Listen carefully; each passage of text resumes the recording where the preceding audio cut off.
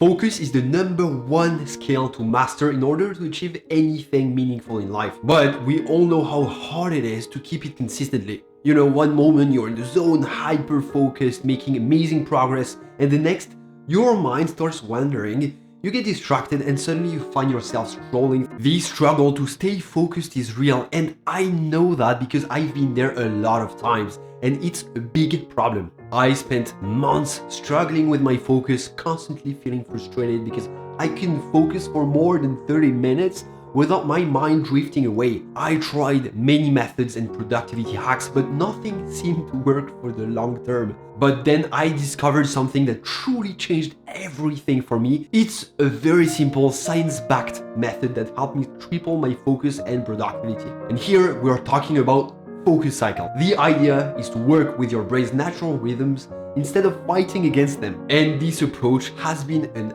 absolute game changer for me. I'm going to show you exactly how you can use focus cycles to supercharge your productivity as well. Let's dive right in. So basically, our brains are wired to focus for about 30 to 90 minutes at a time. After that, we need a break. It's like the natural flow of our mental energy. It turns out when you work in sync with these focus cycles, instead of forcing yourself to power through for hours, you're way more productive and effective. It's like, imagine trying to sprint for 5 minutes without taking a break. Well, you'd get exhausted, right? And you couldn't start again. Well, your brain works the exact same way. If you push it beyond its natural focus limits, you're going to lose steam and it will end up being counterproductive. A popular method that has been developed to leverage focus cycles is called the Pomodoro Technique. Essentially, it involves cycles of 25 minutes of focused work followed by a 5-minute break, and after 4 cycles, you take a longer break of around 30 minutes. The concept behind this technique is to help maintain high levels of focus while giving your brain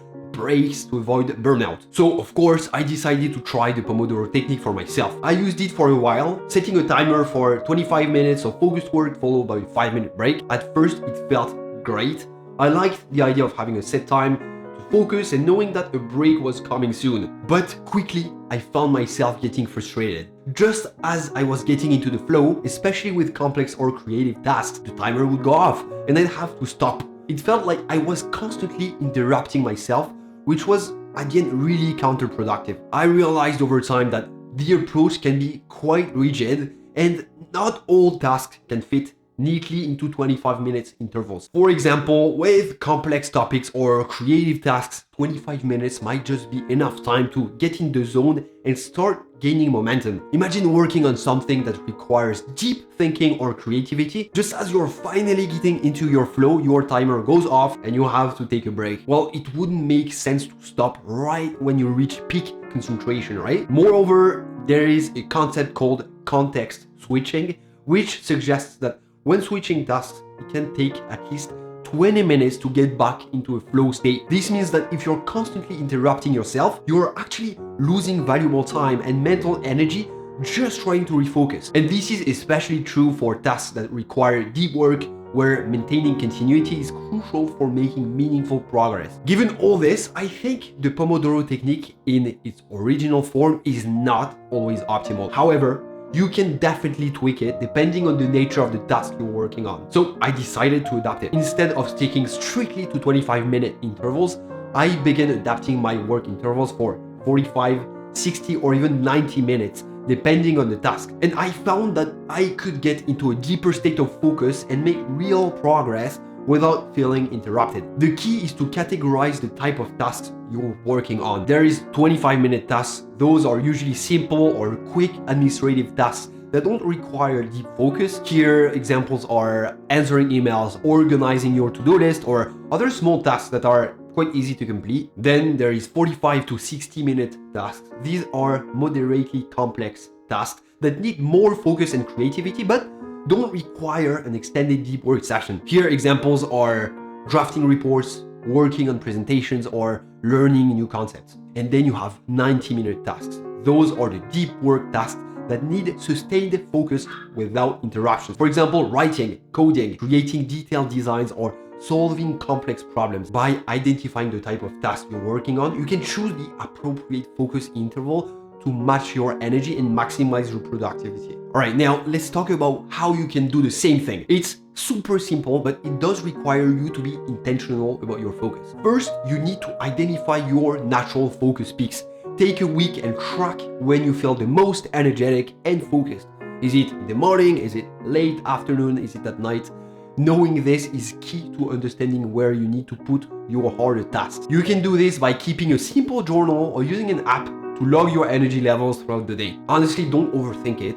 It just takes a couple of notes each day about when you feel the most in the zone and when you feel drained. After a couple days, you should start seeing some patterns. And this is going to help you understand when to schedule your most important tasks. Once you've identified your focus peaks, plan your most important tasks during those times. For me, it's in the morning, so I make sure to do my deep work then, problem solving or finding creative ideas at that time. Then I categorize my tasks based on the focus intervals they need. I save simple administrative tasks like answering emails or things like this, typically for later in the day when my focus dips. Then everything that's like drafting a report or working on a presentation, I try and schedule those later in the day when I'm not at peak energy. And then my deep work tasks like writing or solving complex problems are reserved for the morning when I arrive to work. This simple change made a massive difference for me. Instead of wasting my peak energy on tasks like email,